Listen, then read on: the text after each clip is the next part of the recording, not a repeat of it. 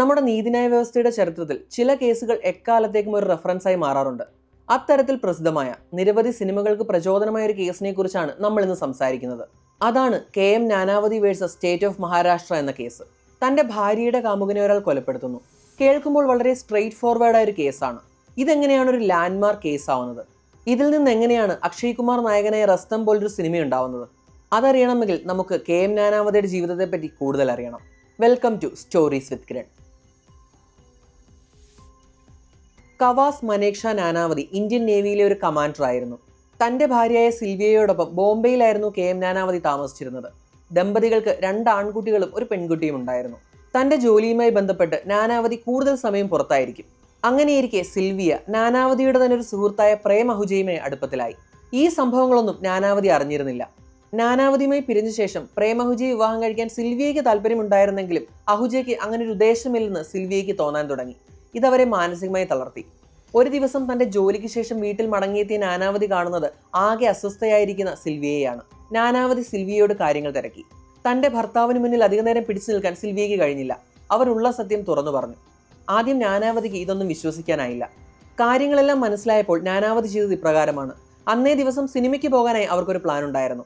നേരത്തെ പറഞ്ഞിരുന്നത് പോലെ തന്നെ നാനാവതി തന്റെ കുടുംബത്തോടൊപ്പം സിനിമയ്ക്കായി മെട്രോ തിയേറ്ററിലെത്തി. എന്നാൽ നാനാവതി അവരുടെ ഒപ്പം തിയേറ്ററിൽ കയറിയില്ല. അവരെ അവിടെ വിട്ടിട്ട് നേരെ തന്റെ നേവൽ ബേസിലേക്കാണ് നാനാവതി പോയത്. അവിടെ എത്തിയിട്ട് വേറൊരാവശ്യം പറഞ്ഞിട്ട് തന്റെ സർവീസ് പിസ്റ്റളും 6 ബുള്ളറ്റും നാനാവതി കൈപ്പറ്റി. എന്നിട്ട് നേരെ പ്രേം അഹുജയെ കാണാനായി പോയി. അഹുജയുടെ ഓഫീസിലേക്കാണ് ആദ്യം പോയതെങ്കിലും അവിടെ അയാൾ ഉണ്ടായിരുന്നില്ല. അതുകൊണ്ട് നാനാവതി നേരെ അഹുജയുടെ ഫ്ലാറ്റിലേക്ക് തിരിച്ചു. നാനാവതി അവിടെ എത്തുമ്പോൾ അഹുജ കുളിക്കുകയായിരുന്നു. കുളി കഴിഞ്ഞിറങ്ങുന്നതുവരെ നാനാവതി അഹുജയുടെ ബെഡ്റൂമിൽ വെയിറ്റ് ചെയ്തു. അഹുജ കുളി കഴിഞ്ഞിറങ്ങിയപ്പോൾ സിൽവിയ പറഞ്ഞ കാര്യങ്ങളെല്ലാം നാനാവതി സംസാരിച്ചു. താൻ വേണമെങ്കിൽ സിൽവിയെ ഡിവോഴ്സ് ചെയ്യാമെന്നും അതിനുശേഷം അഹുജയ്ക്ക് സിൽവിയെ വിവാഹം കഴിക്കാമെന്നും നാനാവതി പറഞ്ഞു. എന്നാൽ താൻ പ്രേമിക്കുന്ന പെണ്ണുങ്ങളെല്ലാം അങ്ങനെ അങ്ങ് വിവാഹം ചെയ്യാൻ കഴിയുമോ എന്നതായിരുന്നു അഹുജയുടെ മറുപടി.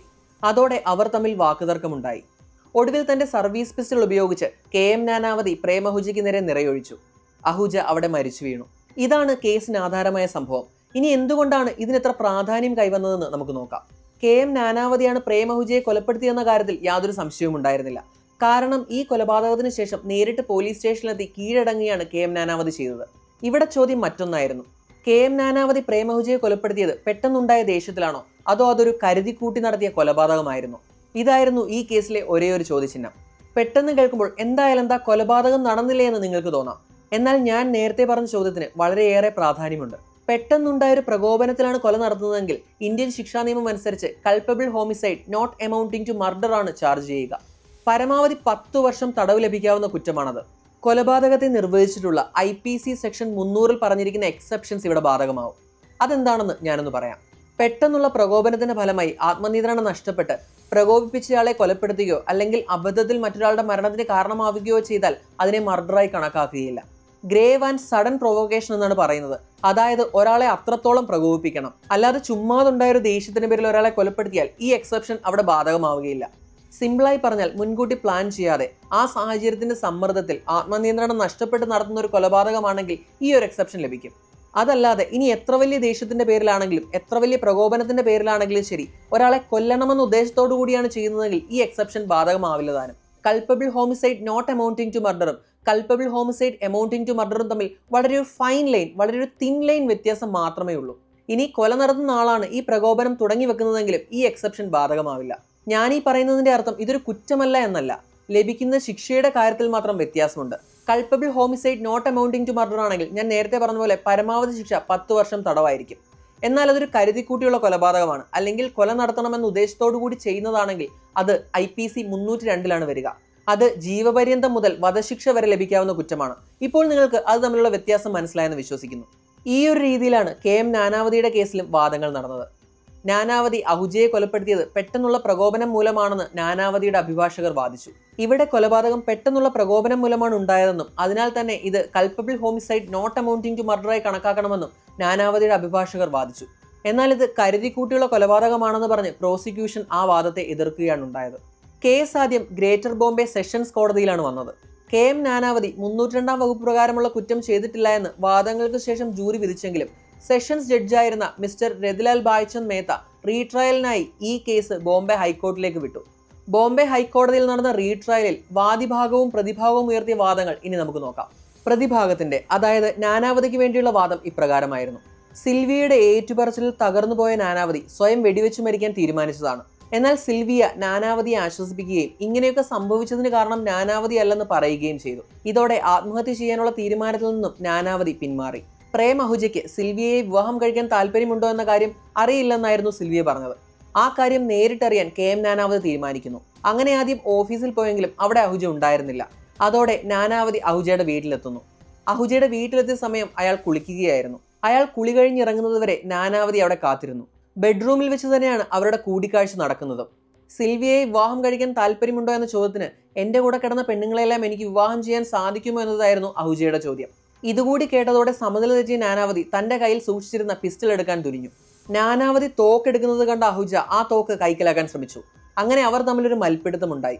ആ മൽപ്പിടുത്തത്തിനിടയിൽ വെടിപൊട്ടിയാണ് അഹൂജ മരിച്ചതെന്നായിരുന്നു പ്രതിഭാഗത്തിന്റെ വാദം. ഇവിടെ നാനാവതിയെ അഹൂജ പ്രകോപിപ്പിച്ചിട്ടുണ്ട്. അതുമാത്രമല്ല, കൊല്ലണമെന്ന ഉദ്ദേശത്തിലായിരുന്നില്ല വെടിപൊട്ടിയതെന്നും പ്രതിഭാഗം പറഞ്ഞു. അതുകൊണ്ട് ഇത് culpable homicide not amounting to മർഡറായി കണക്കാക്കണമെന്നാണ് പ്രതിഭാഗം വാദിച്ചത്. എന്നാൽ പ്രോസിക്യൂഷൻ ഈ വാദങ്ങളെല്ലാം എതിർത്തത് സാക്ഷിമൊഴികളുടെയും സാഹചര്യ തെളിവുകളുടെയും അടിസ്ഥാനത്തിലായിരുന്നു. മരണപ്പെടുന്ന സമയത്ത് പ്രേം അഹൂജ ധരിച്ചിരുന്നത് ഒരു വെളുത്ത ബാത്ത് ടവലായിരുന്നു. അവർ തമ്മിൽ മൽപ്പിടുത്തമുണ്ടായെന്നാണല്ലോ പ്രതിഭാഗം പറഞ്ഞിരുന്നത്. അങ്ങനെ ഒരു മൽപ്പിടുത്തം ഉണ്ടായെങ്കിൽ ഒന്നുകിൽ ബാത്ത് ടവൽ അഴിയുകയോ അല്ലെങ്കിൽ അത് ലൂസ് ആവുകയോ ചെയ്തേനെ. എന്നാൽ അഹൂജ ധരിച്ചിരുന്ന ബാത്ത് ടവലിൽ ഒരു മൽപ്പിടുത്തം നടന്നതിന്റെ യാതൊരു തെളിവുമില്ലായിരുന്നു.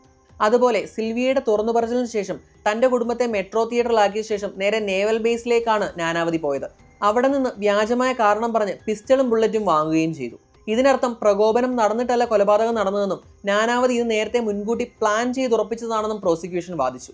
അഹൂജയുടെ ജോലിക്കാരിയായിരുന്ന അഞ്ജാനി തുടർച്ചയായ 4 വെടിയൊച്ചകൾ കേട്ടതായി മൊഴി നൽകി. വെറും 1 മിനിറ്റിനുള്ളിലാണ് ഈ 4 വെടിയൊച്ചകളും കേട്ടത്. അതൊരു സ്ട്രഗിൾ അവിടെ നടന്നിട്ടില്ല എന്നതിന്റെ സൂചനയാണ്.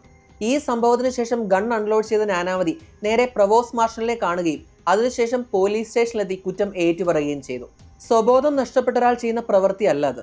താൻ പ്രേം അഹൂജയെ കൊലപ്പെടുത്തി എന്ന് തന്നെയാണ് നാനാവതി പറഞ്ഞതെന്നും അവരുടെ പോലീസ് റെക്കോർഡിൽ ഉണ്ടായിരുന്ന ഒരു സ്പെല്ലിംഗ് മിസ്റ്റേക്ക് നാനാവതി ചൂണ്ടിക്കാണിച്ചുവെന്നും അന്നത്തെ ഡെപ്യൂട്ടി കമ്മീഷണർ മൊഴി നൽകി. കൊലപ്പെടുത്തണമെന്ന ഉദ്ദേശത്തോടു കൂടിയാണ് ചെയ്തതെങ്കിൽ നേരത്തെ ഞാൻ പറയുന്ന എക്സെപ്ഷൻസ് ബാധകമാവില്ല. ബോംബെ ഹൈക്കോടതി പ്രോസിക്യൂഷന്റെ വാദം അംഗീകരിക്കുകയും KM നാനാവതിയെ ജീവപര്യന്തം തടവിന് ശിക്ഷിക്കുകയും ചെയ്തു. 1961 നവംബർ 24 സുപ്രീം കോടതി ഈ വിധി ശരിവെച്ചു. ഈ സംഭവവും വാദപ്രതിവാദങ്ങളുമൊക്കെ അന്നത്തെ കാലത്ത് ഒരുപാട് വാർത്താ പ്രാധാന്യം നേടി. അന്നത്തെ കാലത്ത് ഇതുപോലൊരു കുറ്റകൃത്യം അത്ര കേട്ടുകേൾവി ഉള്ളതായിരുന്നില്ല. പ്രേം അഹൂജയുമായി നാനാവതിക്ക് 15 വർഷക്കാലത്തെ സൗഹൃദമുണ്ടായിരുന്നു. അതുപോലെ തന്നെ ഈ സംഭവത്തിന് ശേഷം സിൽവിയ തന്റെ ഭർത്താവിനൊപ്പം ഉറച്ചു നിൽക്കുകയും ചെയ്തു. ഇതൊക്കെ ഈ കേസിന്റെ വാർത്താ പ്രാധാന്യം വർദ്ധിപ്പിച്ചു. ബ്ലിറ്റ്സ് എന്ന പേരുള്ള ഒരു മാസിക ഈ സംഭവത്തെപ്പറ്റി എക്സ്ക്ലൂസീവ് കവർ സ്റ്റോറീസ് ചെയ്യുകയും നാനാവതിയെ പിന്തുണയ്ക്കുകയും ചെയ്തു. അടുത്ത സുഹൃത്തിനാൽ വഞ്ചിക്കപ്പെട്ട നീതിമാനായ ഒരു ഉദ്യോഗസ്ഥൻ, ഈ ഒരു ചിത്രമാണ് നാനാവതിയെക്കുറിച്ച് ബ്ലിറ്റ്സ് മാസിക നൽകിയത്. പ്രേം അഹൂജയ്ക്ക് ഒരു പ്ലേ ബോയ് ഇമേജും ബ്ലിറ്റ്സ് നൽകി. നാനാവതിക്കായി ജനപിന്തുണ സൃഷ്ടിക്കുകയായിരുന്നു ബ്ലിറ്റ്സിന്റെ ലക്ഷ്യം. KM നാനാവതിക്ക് നെഹ്റു ഗാന്ധി കുടുംബങ്ങളുമായി വർഷങ്ങൾ നീണ്ട ബന്ധമുണ്ടായിരുന്നു. ഈ സംഭവം നടക്കുമ്പോൾ ഇന്ത്യയുടെ പ്രധാനമന്ത്രി ജവഹർലാൽ നെഹ്റുവും ബോംബെ സ്റ്റേറ്റിന്റെ ഗവർണർ സഹോദരി വിജയലക്ഷ്മി പണ്ഡിറ്റുമായിരുന്നു. എന്നാൽ ഈ ബന്ധങ്ങളൊന്നും നാനാവതിക്ക് ഗുണം ചെയ്തില്ല. കാരണം നാനാവതിക്ക് ഏതെങ്കിലും ഒരു രീതിയിൽ പിന്തുണ നൽകിയാൽ അത് അധികാര ദുർവിനിയോഗമായി ചിത്രീകരിക്കപ്പെടുമോ എന്ന ഭയം നിലനിന്നിരുന്നു. ഇന്ത്യ പോലൊരു യാഥാസ്ഥിതിക രാജ്യത്ത് ജനപിന്തുണ നാനാവതിക്കൊപ്പമായിരുന്നു. ഈ ഒരു ജനപിന്തുണ വർദ്ധിപ്പിക്കുന്നതിൽ ബ്ലിറ്റ്സ് മാസിക ഒരു പ്രധാന പങ്ക് വഹിക്കുകയും ചെയ്തു. അതോടെ രാജ്യത്തിന്റെ പല കോണിൽ നിന്നും നാനാവതിക്ക് മാപ്പ് നൽകണമെന്ന ആവശ്യമുയർന്നു. എന്നാൽ അങ്ങനെ ചെയ്യുന്നത് അഹൂജ കുടുംബം ഉൾപ്പെടുന്ന സിന്ധി വിഭാഗം തങ്ങൾക്കെതിരാവാൻ കാരണമാകുമെന്ന് ഗവൺമെന്റ് ഭയന്നിരുന്നു. നാനാവതി അങ്ങനെ 3 വർഷം ജയിലിൽ തുടർന്നു.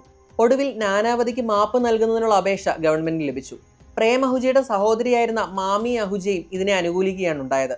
അവർ നാനാവതിക്ക് മാപ്പ് നൽകുന്നതിനുള്ള തന്റെ സമ്മതം രേഖാമൂലം തന്നെ അറിയിച്ചു. അങ്ങനെ 3 വർഷത്തെ ജയിൽവാസത്തിന് ശേഷം മഹാരാഷ്ട്ര സ്റ്റേറ്റിന്റെ ഗവർണറായിരുന്ന വിജയലക്ഷ്മി പണ്ഡിറ്റ് നാനാവതിക്ക് മാപ്പ് നൽകി. ജയിൽ മോചനത്തിന് ശേഷം KM നാനാവതിയും സിൽവിയയും 3 മക്കളും കാനഡയിലേക്ക് കുടിയേറി. 2004 ജൂലൈ 24 കാനഡയിൽ വെച്ചാണ് KM നാനാവതി അന്തരിക്കുന്നത്. ഈ ഒരു കേസിനെ ആധാരമാക്കി നിരവധി സിനിമകൾ വന്നിട്ടുണ്ട്. അതിലൊന്നാണ് അക്ഷയ് കുമാർ നായകനായി 2016 പുറത്തിറങ്ങിയ റെസ്റ്റോം എന്ന ചിത്രം. നിങ്ങൾക്ക് ഈ വീഡിയോ ഇഷ്ടപ്പെട്ടു എന്ന് വിശ്വസിക്കുന്നു. ഇതുപോലെയുള്ള കൂടുതൽ വീഡിയോകൾക്കായി ചാനൽ സബ്സ്ക്രൈബ് ചെയ്യുക. നിങ്ങൾക്ക് കഥകളായി കേൾക്കാൻ താല്പര്യമുള്ള വിഷയങ്ങൾ കമന്റ് ചെയ്യാവുന്നതാണ്. Thanks for watching stories with Kiran.